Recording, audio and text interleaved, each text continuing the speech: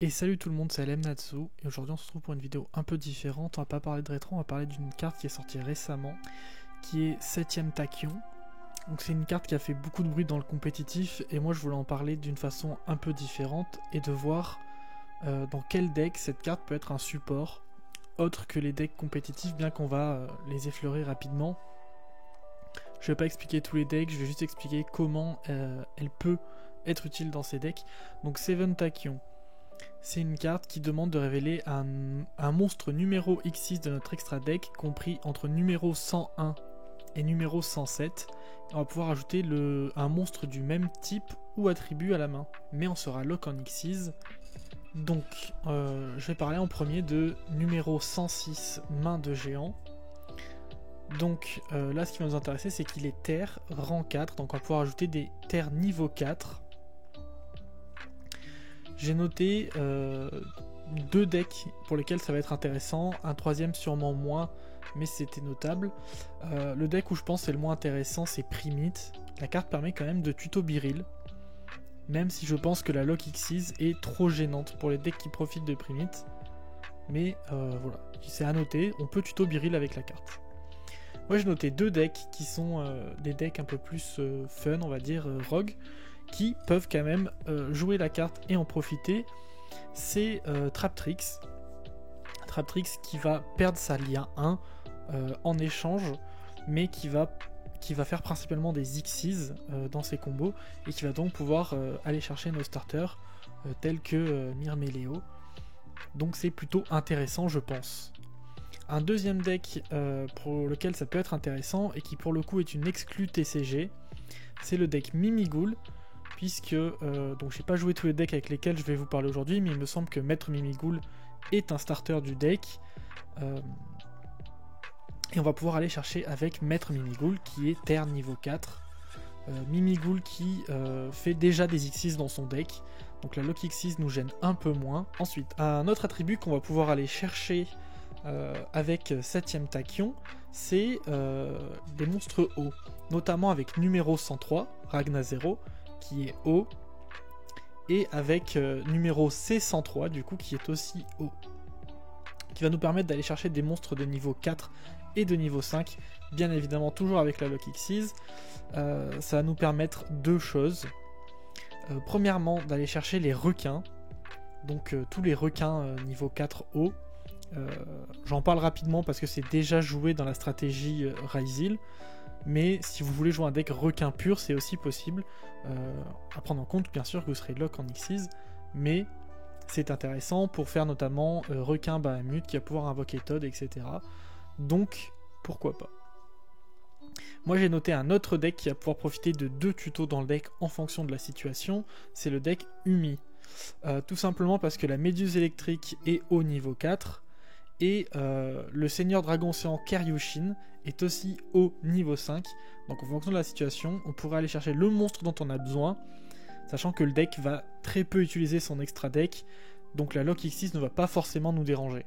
Comme on a parlé de Ryzeol rapidement avec les requins, on va pouvoir en parler aussi pour les monstres feu, puisque comme pour les hauts, on va pouvoir aller chercher des monstres feu de deux niveaux différents, notamment avec numéro 105, qui est un monstre rang 4 feu, et numéro C105, donc qui est l'évolution de ce numéro. Deck feu, j'en ai noté 6 qui pourraient potentiellement être intéressants avec ces deux numéros, avec numéro 105 et numéro C105. Ce sont donc du coup, comme pour les requins, Ryzil, puisqu'il va pouvoir tuto épée et nœud avec la carte, bien que je pense que ce n'est pas la tuto principale qu'on veut faire si on joue Seven Tachyon dans Ryzil, c'est possible. On va pouvoir aider le deck Boxer Indomptable, qui joue des niveaux 4 feu, et qui est d'ailleurs le deck qui a pour but d'invoquer numéro 105 à la base. Donc la carte peut aussi lui être utile. Ça pourrait nous être utile pour le deck Bateau Sushi, qui joue des feux niveau 4. Donc pareil, c'est un deck qui va faire des Xyz de base, qui aura peut-être moins besoin de son extra deck que d'autres decks. Donc pourquoi pas aller chercher nos Xyz avec Seven Tachyon. Un autre deck qui joue déjà des Xyz, mais je ne suis pas sûr que ça pourrait l'aider, mais j'ai quand même noté, c'est Super Quantum. Il y a du support qui doit arriver prochainement, et Force Rouge et Feu niveau 5. Donc on peut aller le chercher grâce à numéro C105. Est-ce que cela sera vraiment utile? Je ne sais pas. Mais voilà, s'il y a des joueurs de Quantum dans les commentaires, n'hésitez pas à nous le dire. En tout cas, c'est possible d'aller le chercher avec Seven Tachyon. Et pour terminer avec les monstres feu, il y a deux archétypes qui pour moi étaient aussi notables, qui sont des archétypes qui ne jouent justement pas avec leur extra deck ou très peu avec leur extra deck. La lock peut être embêtante, mais pas tout le temps, donc ça va dépendre de la situation, mais je pense que c'était intéressant de noter que dans Âme du Vainqueur, grâce à numéro 105, on va pouvoir aller chercher Razen, qui est le starter du deck. Certes, on perd notre lien 1, mais on peut aller chercher notre carte la plus puissante, donc c'est notable. Et surtout, avec numéro C105, on va pouvoir aller chercher Xiaolong. A noter aussi que Seven Tachyon nous lock en X6 pour le reste du tour, donc dans le cas de Vanquish Soul, on pourrait très bien faire notre lien 1, puis faire Seven Tachyon pour aller chercher Xiaolong. Donc voilà, c'est plutôt intéressant, je pense, pour le deck à noter. Et le dernier deck feu dont je voulais parler, qui n'est pas vraiment un deck feu, mais qui est un deck possédant un feu niveau 5, c'est le deck Véritable Draco, donc Draco guerrier, qui possède le monstre Haute Température, qui est un feu niveau 5. Seulement, dans Véritable Draco, on a tendance à ne pas vouloir jouer d'extra deck grâce aux cartes Monarque. Mais voilà, encore une fois, il faut noter que on pourrait aller chercher la carte avec. Pour finir avec les attributs, il y a l'attribut lumière qu'on pourrait aller chercher notamment avec numéro 104, qui est un lumière de rang 4. Avec numéro C102, qui est un lumière de rang 5. Avec numéro 107, qui est un lumière de rang 8. Et numéro C107, qui est un lumière de rang 9. On pourrait donc aller chercher des monstres de niveau 8, 9, 5 et 4 d'attributs lumière. Pour cela, j'ai noté plusieurs decks qui pouvaient être intéressants ou cartes stratégiques. Tout d'abord, comme pour les autres attributs, bien évidemment le deck Ryzil, qui est une stratégie compétitive et qui va pouvoir aller chercher notamment Ext ou Int avec la carte qui est donc ses meilleurs starters. Le deck en profite complètement. On va pouvoir aussi le jouer dans le deck Cyber Dragon. Ça peut nous embêter de nous lock en X6 dans Cyber Dragon, donc à faire attention. Cependant, on peut aller chercher avec nos petits Cyber Dragons, donc Drey ou Svei, qui sont niveau 4, et aussi notre Cyber Dragon classique qui est niveau 5. La stratégie peut bien évidemment rentrer dans le deck Photon Galactique Tachyon, puisque la carte a été design pour ça à la base. Donc tous nos dragons niveau 8 seront bien évidemment tutorisables dans le deck. Et ensuite il y a d'autres petits archétypes qui vont pouvoir en profiter, notamment les constellés et les stèles chevaliers, qui sont des archétypes lumière de niveau 4 et de niveau 5 et qui sont des archétypes Xyz, donc ils n'auront pas de problème avec la lock de Seven Tachyon. Un autre archétype qui pourrait en profiter, bien qu'il joue des liens, donc à faire attention, c'est l'archétype Bujin, qui pourrait tout simplement utiliser ceci pour aller chercher ses starters, car ce sont des lumières de niveau 4. Un deck peu connu mais qui peut profiter de la carte, c'est le deck Métaphysique, tout simplement car Ragnarok est niveau 4 lumière, donc tutorisable sur Seven Tachyon, et les monstres de niveau 8, donc Dragon Tyran et Nephthys, sont tutorisables avec la carte pour le deck, sachant que pareil, c'est un deck qui va peu jouer avec son extra deck, donc la Glock Xyz peut ne pas nous déranger, donc à regarder. On pourra aussi utiliser Seven Tachyon dans les decks lumière, notamment dans les decks Dogmatica, qui ont tendance à ne pas utiliser leur extra deck, ou dans des decks rituels qui vont vouloir jouer Serviteur de Nadir avec Maximus, qui n'auront donc pas besoin de leur extra deck, car la carte peut une nouvelle fois tuto Maximus. Alors je pense que c'est moins bien que Serviteur de Nadir, mais c'est notable. Et pour terminer, j'avais 3 cartes que je voulais notifier dans les lumières, qui sont tutorisables. C'est Artefact Lancea, qui est lumière niveau 5, qui est une excellente hand-trap, notamment contre les decks bannissement. Donc on peut aller la chercher grâce à Seven Tachyon. On peut aussi aller chercher le roi du tonnerre Kaiju, qui est un monstre lumière de niveau 9, grâce à Seven Tachyon. Donc on peut aller chercher des Kaiju. On sera bloqué en Xyz, mais peut-être que dans certaines stratégies, le fait de pouvoir tuto un Kaiju peut être intéressant. Donc voilà, je voulais le noter ici. Et une dernière carte qui est une carte bannie, mais dont je voulais quand même parler, bien que j'en ai déjà commencé à parler un petit peu avant, pour les monstres feu. Là c'est pour les monstres lumière. C'est tout simplement Masterpiece, le véritable Draco Slayer, qui est banni, mais qui vient souvent dans les conversations à s'il doit être débanni ou pas. Savoir que voilà, Masterpiece, s'il est débanni, serait tutorisable avec Seven Tachyon. Donc Seven Tachyon, en plus de pouvoir tutoriser par attribut, il peut aussi tutoriser en fonction du type de monstre.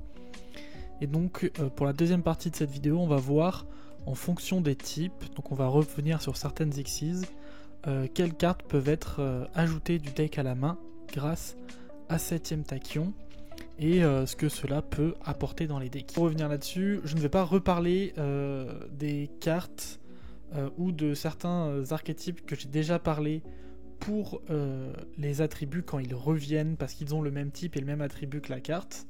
Je vais seulement essayer de parler uniquement de nouvelles cartes. Donc pour numéro 107, le dragon Tachyon aux yeux galactiques, on va pouvoir aller chercher des dragons de niveau 8. J'ai noté 3 cartes qui me semblent intéressantes pour moi.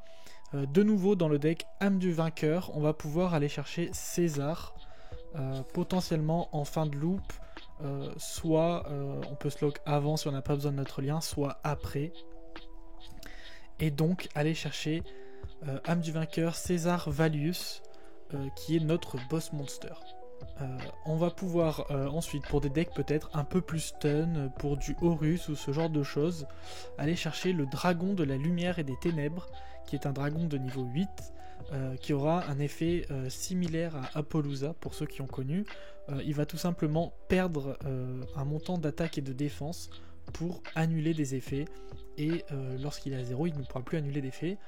C'est intéressant encore une fois, c'est une negate, c'est une carte très puissante qui demande cependant d'être invoquée normalement, donc tous les decks ne peuvent pas la jouer, mais voilà, elle est maintenant tutorisable grâce à Seven Tachyon. Ensuite, une carte dont je ne vais pas prononcer le nom en entier mais que je vous affiche, le Infinity Dragon, qui sort dans la même extension que Seven Tachyon, et qui va en fait pouvoir tout simplement turbo des Xyz8.